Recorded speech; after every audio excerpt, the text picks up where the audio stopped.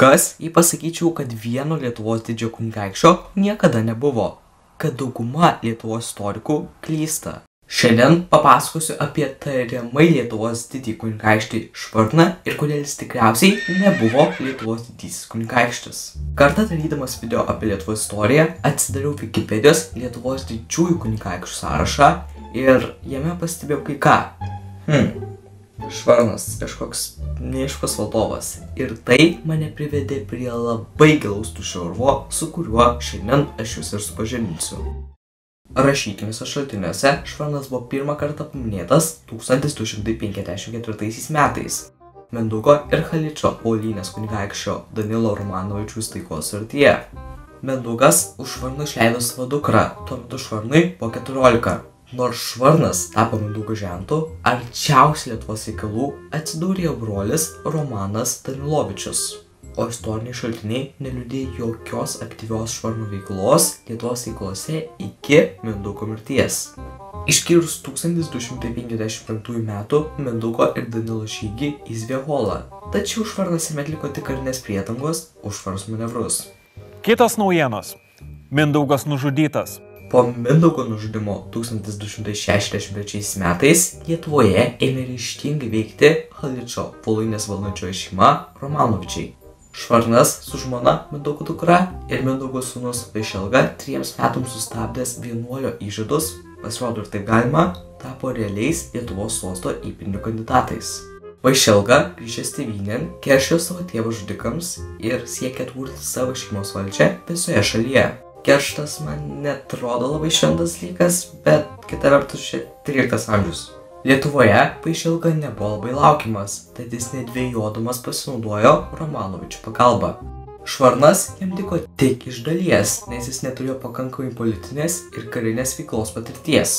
Todėl Vaišelga su Danilo žinia įsistūnijo Vasilkas, Švarno dėdė, vyriausiai tarp Romanovičių, tai paverstamas visos Lietuvos suverenu.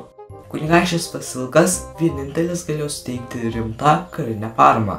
Su Vasilko parama Vaišelga tapo Lietuvos valdovu, o už pagalbą Švarnui suteikė valdyti Naugarduką, o vėliau ir visą Lietuvą. Mat pats Vaišelga neturėjo ambicijų valdyti, juk pats buvo vienuolis ir jam reikėjo grįžti į vienuolyną. Negavęs valdyti Lietuvos, Švarno brolis Levas nužudė Vaišelgą. Galima sakyti, kad Švarnas turėjo labai lievą brolį. O Švarnas keletą metų valdė Lietuvą ir mirė. Tačiau ar tikrai?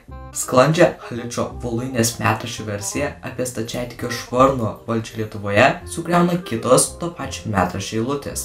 Švarnas neabejotinai mirė anksčiau už dėdę Vasilką, nes jo nebuvo kartu su Vasilku, Levu ir Vaišelga susitikime Vladimire 1267 m. gruodį svarstyti Lietuvos reikalų. Taigi, Lietuvos reikalai atseit buvo svarstomi be jos tikrojo valdovo, o Romanovičiai svarbius politinius klausimus visą laiką aptardavo drauge. Matyt, 1267 m. antroje pusėje Švarnas jau buvo miręs, galbūt pasilikojęs neveiksnus. Bendrai reikšmingesnių įvykių nepažymėta Lietuvos istorija Švarno valdymo laikais yra klaidinga. Vasilkas be sūnėno Švarno pagalbos kariavo prieš valdžią Lietuvoje paėmus Traidenį. Švarnas net nebuvo išvykęs į Lietuvą. Taip komentuotini Vaišelgos pasitenkinimo žodžiai 1267 metais, jog jam uždarius vienuolyne šalia būsio giminaičiai Vasilkas ir Švarnas. Greičiausiai Švarnui teko valdyti ne etninę Lietuvą, bet Lietuvos Nemuno aukštupio valdas Naugarduką. Užuominos apie tai yra Jono Dlugošo Lenkijos istorijoje, kur jis, remdamasis neišlikusiais lenkiškais istorijos šaltiniais, pateikė kitokią Vaišelgos žūties priežastį. Esą Vaišelga susipaidė su Levu dėl rusėniškų žemių.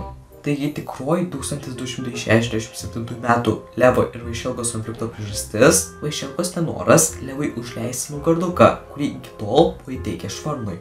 Mirus Vaišelgai, jo turėtos teisės į Lietuvos sostą atiteko jo tėvui Vasilkui, kuris dėl jų pradėjo karą su Traideniu. Tačiau Levas savo dėdei už jo nugaras, megzdamas ryšius su naujuoju Lietuvos valdovu, neleido Lietuvoje įgyti didesnės politinės įtakos. Taigi, rezumuojant, Nors Švarnas toks buvo, jis negalėjo valdyti Lietuvos, nes jo tariamais valdymo metais jis jau buvo miręs.